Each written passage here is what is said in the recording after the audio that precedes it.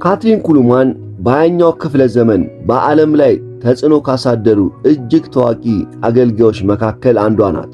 በ1907 አሜሪካ ውስጥ የተወለደችው ካትሪን አገልግሎቷን የጀመረችው ገና በወጣትነቷ በ14 ዓመቷ ነበር። ካትሪን ስለ መንፈስ ቅዱስ በነበራት ጥልቅ የቅርብና ፍቅር የተሞላበት አስተምሮ ትታወቃለች። መንፈስ ቅዱስን እንደ ረቂቅ ኃይል ሳይሆን እንደ እውነተኛ የልብ ጓደኛ አድርጋ ታቀርብ ነበር። በእርሷ አገልግሎት ውስጥ ዕውሮች ያያሉ፣ ሽባዎች ይተረተራሉ፣ በሽተኞች ያለ ሰው ንክኪ በመንፈስ ቅዱስ መገኘት ብቻ ይፈወሱ ነበር።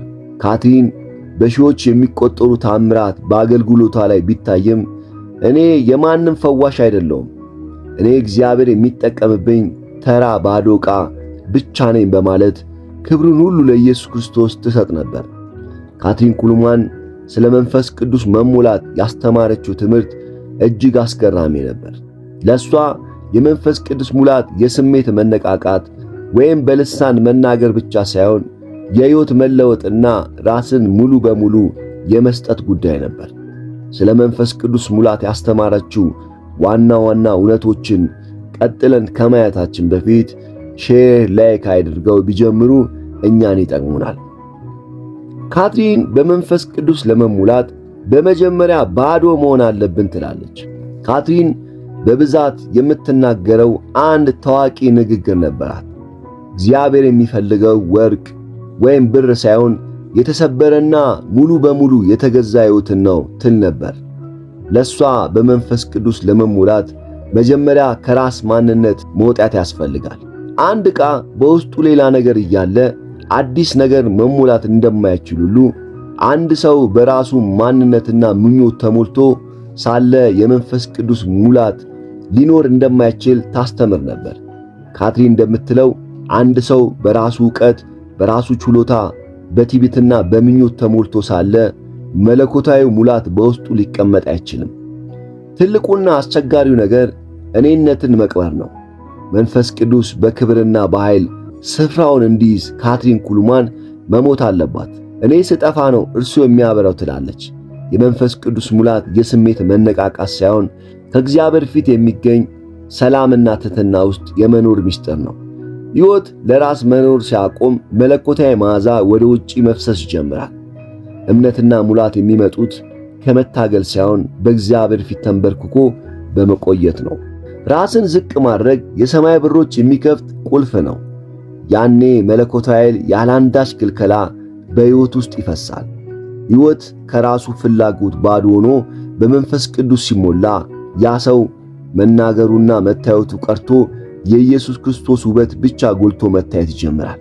በመንፈስ ቅዱስ የተሞላ ሕይወት ትልቅ ማረጋገጫ የሰውየው ዝና ሳይሆን በሕይወት ውስጥ የሚታየው የኢየሱስ መዓዛና ፍቅር ነው። እኛ ስንቀንስ እርሱ በውስጣችን ይጨምራል። ካትሪን በመንፈስ ቅዱስ ለመሙላት በሁለተኝነት ደረጃ የምታነሳው እርሱ እኛን እንዲቆጣጠር መፍቀር ነው ትላለች። ብዙ ጊዜ ሰዎች መንፈስ ቅዱስን በብዛት ማግኘት ወይም ኃይሉን በእጃቸው ማስገባት የሚፈልጉ ይመስላቸዋል። ካትሪን ግን ይህን አስተሳሰብ ሙሉ በሙሉ ትቀይሯለች። ካትሪን እንዲህ ትላለች፣ ሙላት ማለት የሰውየው ድክመት፣ ፍርሃት፣ ውስንነት ጠፍቶ በእግዚአብሔር ኃይልና ሰላም መተካት ማለት ነው። የራስ ማንነት ደብዝዞ መለኮታዊ ማንነት በአንተ ላይ ጎልቶ መውጣት ነው። አንተ ስትናገር ሰዎች አንተን ሳይሆን በውስጥ ያለውን አምላክ ይሰማሉ። አንተ ስትራመድ ሰዎች የክርስቶስን መዓዛ ያሸታሉ። መሞላት በአንድ ወቅት የሚገኝና የሚጠፋ የድንገት ስሜት አይደለም። ለሷ ሙላት ማለት አማኙ በየቀኑና በየሰዓቱ ከመንፈስ ቅዱስ ጋር በመስማማት የሱን ድምፅ በመስማትና ለሱ በመገዛት የሚኖርበት የሕይወት ዘይቤ ነው። ትላንት የተሞላው ሙላት ለዛሬ አይበቃም።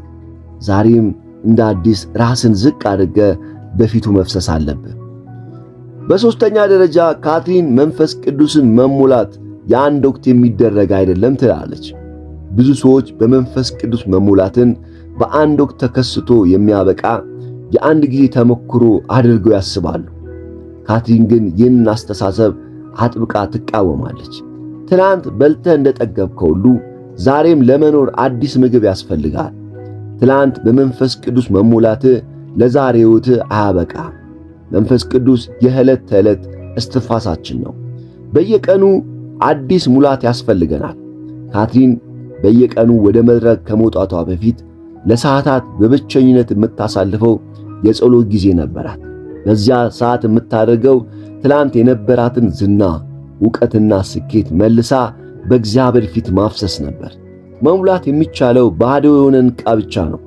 ስለዚህ በየቀኑ ጧት ስንነሳ ራሳችንን ዝቅ አድርገን ትላንት የነበረንን ማንነት በፊቱ ማፍሰስ አለብን። ዛሬ እንደ አዲስ ሙላኝ ብለን ራሳችንን ልንሰብር ይገባል። ሙላት በየማለዳው የሚታደስ ውብ የወዳጅነት መሠዊያ ነው።